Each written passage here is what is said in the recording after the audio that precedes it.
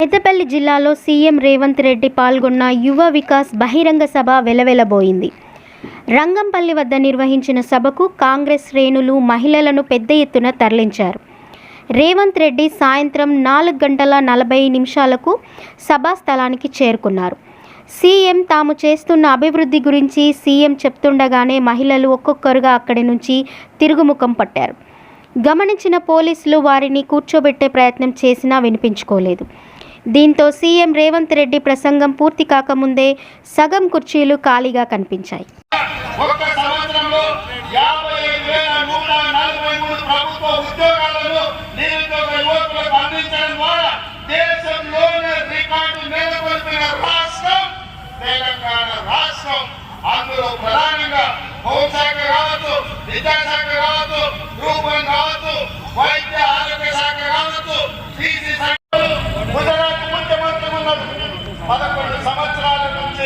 వారు ప్రధానమంత్రి ఉన్నారు.